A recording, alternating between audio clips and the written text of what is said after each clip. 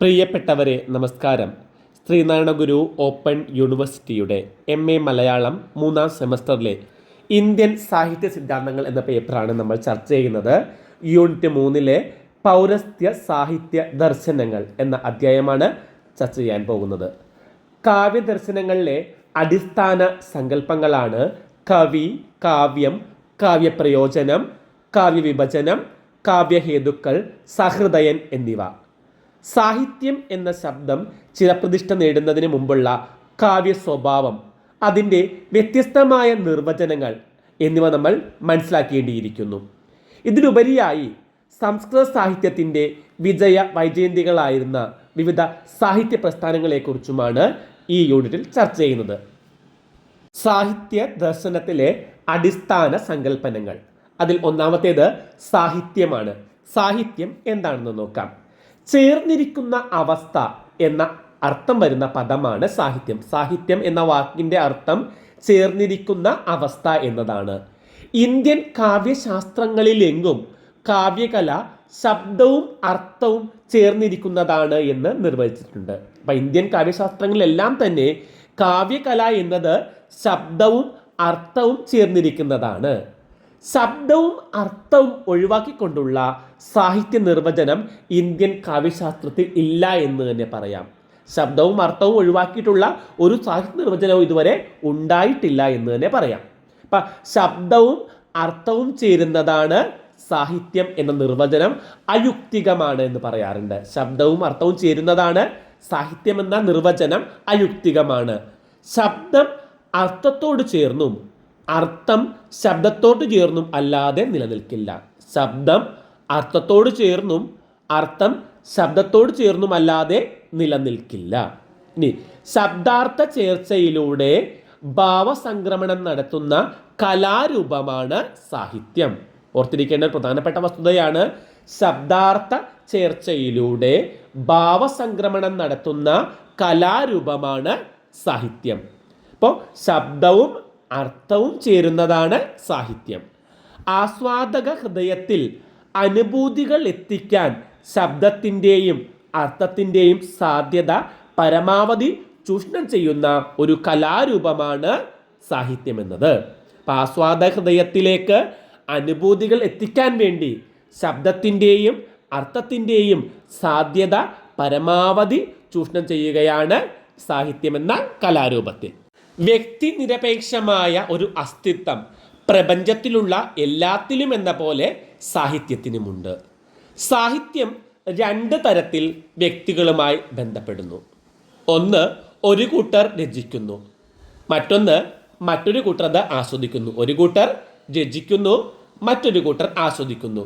രചന ഇല്ലെങ്കിൽ ആസ്വാദകനില്ല. അത്രയും തന്നെ ശരിയാണ്, ആസ്വാദകനില്ലെങ്കിൽ രചനയുമില്ല എന്നത്. അപ്പോൾ രചനയും ആസ്വാദനവും തമ്മിലും പ്രതിഭയും അഭിരുചിയും തമ്മിലും സൗന്ദര്യവും സൗന്ദര്യബോധവും തമ്മിലും നടക്കുന്ന കരണ പ്രതികരണങ്ങളാണ് ഈ കലയുടെ യഥാർത്ഥ രൂപമെന്ന് പറയാം. എന്നുകൂടി പറഞ്ഞാൽ, രചന ഇല്ലെങ്കിൽ ആസ്വാദകനുമില്ല, അത്രയും തന്നെ ശരിയാണ്, ആസ്വാദകനില്ലെങ്കിൽ രചനയില്ല എന്നതും. രചനയും ആസ്വാദനവും തമ്മിലും പ്രതിഭയും അഭിരുചിയും തമ്മിലും സൗന്ദര്യവും സൗന്ദര്യബോധവും തമ്മിലും നടക്കുന്ന കരണ പ്രതികരണങ്ങളാണ് ഈ കലയുടെ യഥാർത്ഥ രൂപം. 2 ഹൃദയങ്ങളുടെ പരസ്പര മേളനമാണ് സാഹിത്യം. ഈ ഹൃദയ സാഹിത്യം സൂചിപ്പിക്കാൻ അതുവഴി ഈ കലാരൂപത്തിൻ്റെ വസ്തു സ്വഭാവം അവതരിപ്പിക്കാൻ അപര്യാപ്തമാണ്. കവിത, കവിത്വം, കാവ്യം എന്നീ പദങ്ങൾ ചേർന്നിരിക്കുക എന്നർത്ഥമുള്ള സാഹിത്യം എന്ന പദമാകട്ടെ ഈ കലാരൂപത്തിൻ്റെ പ്രകടന പത്രികയാണ്. ഇതാണ് സാഹിത്യ ശബ്ദത്തിൻ്റെ 2ാമത്തെ പ്രസക്തി എന്നത്. ഏത് കലയും ഭാവരൂപങ്ങളുടെ സമ്മേളനമാണ്. ഏത് കലാരൂപവും ഭാവരൂപങ്ങളുടെ സമ്മേളനമാണ്. ഭാഷയുടെ അന്തിമമായ അപഗ്രഥനത്തിൽ കണ്ടെത്തുന്ന അംശം ധ്വനിയാണ്. ഭാഷയുടെ അന്തിമമായ അപഗ്രഥനത്തിൽ കണ്ടെത്തുന്ന അംശം ധ്വനിയാണ്. നാം ഉച്ചരിക്കുന്ന ധ്വനി തന്നെ വൈഖരിയാണ്.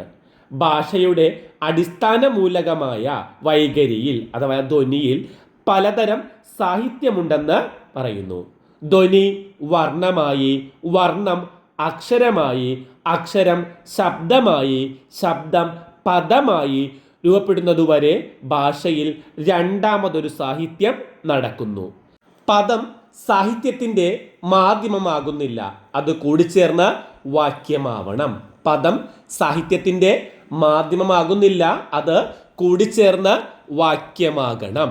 ദോഷരാഹിത്യവും ഗുണസാഹിത്യവും രസയോഗവും അലങ്കാരവും ഉണ്ടാകുമ്പോൾ കാവ്യഭാഷ സാഹിത്യകലയാകും. ദോഷരാഹിത്യവും ഗുണസാഹിത്യവും രസയോഗവും അലങ്കാരവും ഉണ്ടാകുമ്പോൾ കാവ്യഭാഷ സാഹിത്യമാകും. ദോഷമില്ലാത്തതും ശബ്ദാർത്ഥത്തോടു കൂടിയതും അലങ്കൃതിയില്ലാത്തതുമായ പിന്നെന്താണ് കാവ്യം? ഇഷ്ടാർത്ഥ വ്യവച്ഛിന്ന പദാവലി കാവ്യമെന്ന് ആചാര്യദണ്ഡി. അതുപോലെ രമണീയാർത്ഥ പ്രതിപാദക ശബ്ദം കാവ്യമെന്ന് ജഗന്നാഥ പണ്ഡിതർ. സഹൃദയനെ ആകർഷിച്ച് ആനന്ദിപ്പിക്കുന്ന അർത്ഥമാണ് ഇഷ്ടാർത്ഥം. സഹൃദയനെ ആകർഷിച്ച് ആനന്ദിപ്പിക്കുന്ന അർത്ഥം ഇഷ്ടാർത്ഥം. രമണീയത ലോകോത്തരാഹ്ലാദ ജനകത്വമാണെന്നാണ് ജഗന്നാഥ പണ്ഡിതൻ പറയുന്നത്. അലങ്കാരങ്ങളോ ഗുണങ്ങളോ എന്തൊക്കെ ചേർത്താലും ഇല്ലെങ്കിലും സഹൃദയ ആഹ്ലാദജനകമായ അർത്ഥത്തോടു കൂടിയ ശബ്ദമേ കാവ്യമാകുന്നു എന്ന് അവർ സിദ്ധാന്തിക്കുകയാണ്. എന്നുകൂടി പറഞ്ഞാൽ അലങ്കാരങ്ങളോ ഗുണങ്ങളോ എന്തൊക്കെ ചേർന്നാലും ഇല്ലെങ്കിലും ഹൃദയാഹ്ലാദജനകമായ അർത്ഥത്തോടു കൂടിയ ശബ്ദമേ കാവ്യമാവുകയുള്ളൂ എന്ന് പണ്ഡിതന്മാർ അഭിപ്രായപ്പെട്ടിരിക്കുന്നു. കവി ഒരു പൂവിൻ്റെ ദലചലനത്തിലൂടെ വസന്താഗമനം തിരിച്ചറിയുന്നവനാണ് കവി. യാസ്കാചാര്യൻ്റെ അഭിപ്രായത്തിൽ ക്രാന്തദർശിയും മേധാവിയുമാണ് കവി. കവി ക്രാന്തദർശിയാണ്, മേധാവിയാണ്. അനന്തമായ ഈ കാവ്യപ്രപഞ്ചത്തിൽ കവി ഒരാൾ മാത്രമാണ് സൃഷ്ടാവ്. അയാളുടെ ഇച്ഛക്കൊത്ത് ആ പ്രപഞ്ചം പരിവർത്തനം ചെയ്യുന്നുവെന്ന് ആനന്ദവർദ്ധൻ അഭിപ്രായപ്പെട്ടിരിക്കുന്നു. ഒന്നുകൂടി പറഞ്ഞാൽ യാസ്കാചാര്യൻ്റെ അഭിപ്രായത്തിൽ കവി ക്രാന്തദർശിയും മേധാവിയുമാണ്.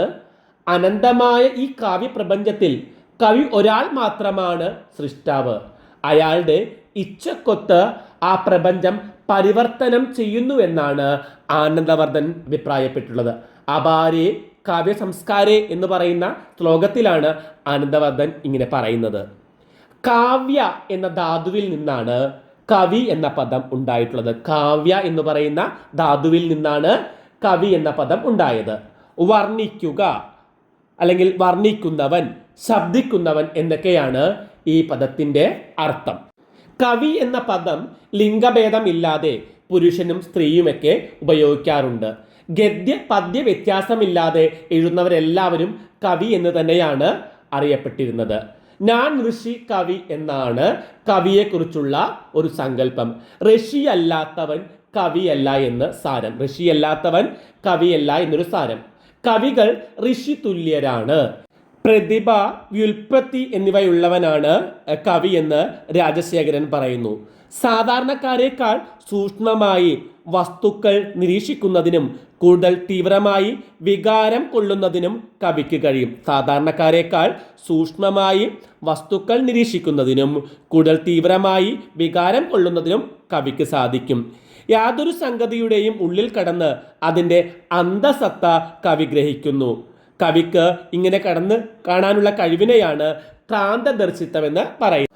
അപൂർവ വസ്തുനിർമ്മാണക്ഷമമായ പ്രജ്ഞയാണ് കവിക്ക് ആവശ്യമെന്ന് അഭിനവഗുപ്തൻ അഭിപ്രായപ്പെട്ടിട്ടുണ്ട്. അപൂർവ വസ്തുനിർമ്മാണക്ഷമമായ പ്രജ്ഞയാണ് ഒരു കവിക്ക് ഉണ്ടാകേണ്ടത്.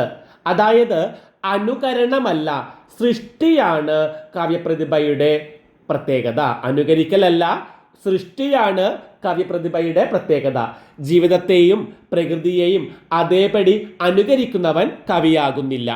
കാവ്യലോകത്തിൻ്റെ പ്രജാപതിയാണ് കവി എന്ന് പറയാം. കാവ്യലോകത്തിൻ്റെ പ്രജാപതിയാണ് കവി എന്ന് ആനന്ദവർദ്ധനാണ് അഭിപ്രായപ്പെട്ടിട്ടുള്ളത്. കവി ലോകത്തെ സൂക്ഷ്മമായി നിരീക്ഷിക്കുന്നവനായിരിക്കണം. ഒരു കവി ലോകത്തെ സൂക്ഷ്മമായി നിരീക്ഷിക്കണം. അതുപോലെ തന്നെ കാവ്യശാസ്ത്രത്തെക്കുറിച്ച് നല്ല അറിവ് നേടിയിട്ടുണ്ടായിരിക്കണം. ധാരാളം കവിതകൾ വായിച്ചും അപഗ്രഥിച്ചും പരിശീലനം നേടിയിട്ടുണ്ടായിരിക്കണം. ഇപ്പൊ ലോകത്തെ സൂക്ഷ്മമായി നിരീക്ഷിക്കുന്നവനായിരിക്കണം കവി. കവിത എഴുതുന്നതിന് മുമ്പ് കാവ്യശാസ്ത്രത്തെക്കുറിച്ച് നല്ല അറിവുണ്ടായിരിക്കണം.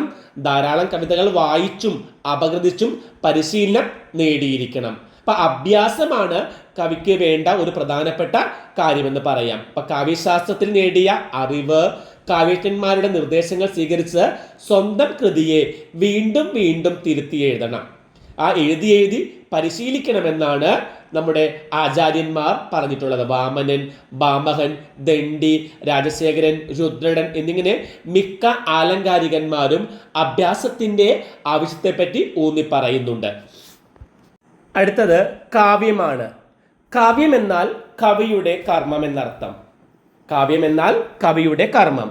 യാസ്കാചാര്യൻ കവിശബ്ദത്തെ ക്രാന്തദർശി, കടന്നു കാണുന്നവൻ എന്നും മേധാവി, അതിബുദ്ധിമാൻ എന്നും വ്യാഖ്യാനിച്ചിട്ടുണ്ട്. യാസ്കാചാര്യൻ കവിശബ്ദത്തെ ക്രാന്തദർശി, അതുപോലെ മേധാവി എന്നിങ്ങനെയാണ് വ്യാഖ്യാനിച്ചിട്ടുള്ളത്. അപ്പോൾ ക്രാന്തദർശിയും മേധാവിയുമായവന്റെ കർമ്മമാണ് കാവ്യമെന്ന് വരും. ക്രാന്തദർശിയും മേധാവിയുമായവന്റെ കർമ്മമാണ് കാവ്യം. കവിയുടെ ഈ കർമ്മം സർഗാത്മകമാണ്, സൃഷ്ടിയാണ്, പുതിയ ഒന്നിന്റെ നിർമ്മാണമാണ്. കവിയുടെ ഈ കർമ്മം സർഗാത്മകമാണ്, സൃഷ്ടിയാണ്, പുതിയ ഒന്നിന്റെ നിർമ്മാണമാണ്, ഭാഷാരൂപത്തിലുള്ള സൃഷ്ടിയാണ്. ശബ്ദാർത്ഥൗ സഹിതൗ കാവ്യം എന്ന് ജഗന്നാഥ പണ്ഡിതരും നിർവഹിച്ചിട്ടുണ്ട്. ശബ്ദാർത്ഥൗ സഹിതൗ കാവ്യം. കാവ്യം എന്നത് സാഹിത്യ രൂപങ്ങൾക്കെല്ലാമുള്ള പൊതുനാമമാണ്. കാവ്യം എന്നത് സാഹിത്യ രൂപങ്ങൾക്കെല്ലാമുള്ള ഒരു പൊതുവായ നാമമാണ്. സാഹിത്യത്തിന് സഹിത സ്വഭാവം ഉണ്ടാകണം. ശബ്ദത്തിൻ്റെയും അർത്ഥത്തിൻ്റെയും സമന്വയമാണ് ഉദ്ദേശിക്കുന്നത്. കാവ്യത്തിൻ്റെ ശബ്ദത്തിനും അർത്ഥത്തിനും കാവ്യത്തിൽ ചാർത്തുന്ന അലങ്കാരങ്ങൾക്കും പിൽക്കാലത്ത് പ്രാധാന്യം വർദ്ധിച്ചു. അപ്പോഴാണ് ആനന്ദവർദ്ധനൻ കാവ്യസ്യാത്മാ ധ്വനി എന്ന വാദം മുന്നോട്ട് വെച്ചു. കാവ്യ ആത്മാവാണ്, കാവ്യത്തിന്റെ ആത്മാവാണ് ധ്വനി എന്ന് ആനന്ദവർദ്ധനൻ അഭിപ്രായപ്പെട്ടു. ശബ്ദം അതിൻ്റെ സാധാരണ ധർമ്മത്തെയും അർത്ഥം അതിൻ്റെ സാമാന്യമായ സ്വഭാവത്തെയും മറികടന്ന് അപൂർവമായൊരു അനുഭവം ഉളവാക്കും. അതാണ് ധ്വനി എന്നത്. കാവ്യസ്യാത്മാ ധ്വനി എന്നതാണ് പറഞ്ഞത്. ശബ്ദം അതിൻ്റെ സാധാരണ ധർമ്മത്തെയും അർത്ഥം അതിൻ്റെ സാമാന്യമായ സ്വഭാവത്തെയും മറികടന്ന് അപൂർവമായ ഒരു അനുഭവം ഉളവാക്കും. അതാണ് ധ്വനി. അപ്പൊ കാവ്യത്തിന്റെ ആത്മാവ് എന്താണ്? ധ്വനിയാണ്. ഇത് ധ്വന്യാലോകം എന്ന പുസ്തകത്തിലാണ് ആനന്ദവർദ്ധൻ ഈ അഭിപ്രായം പറയുന്നത്. ഈ ആത്മാവിൽ ചെന്നെത്തുമ്പോഴാണ് കാവ്യ ആസ്വാദനം പൂർണ്ണമാകുന്നതെന്ന് പറയാം. സഹൃദയന് ആഹ്ലാദം ഉളവാക്കുന്നു എന്ന് വേണമെങ്കിൽ പറയാം. അപ്പൊ ഈ ആഹ്ലാദം ബ്രഹ്മാനന്ദ സഹോദരം ആണെന്നാണ് ഭാരതീയ അലങ്കാരികന്മാർ വിശ്വസിച്ചിരുന്നത്. ഈ ആനന്ദം എന്ന് പറയുന്നത് ബ്രഹ്മാനന്ദ സഹോദരമാണ്.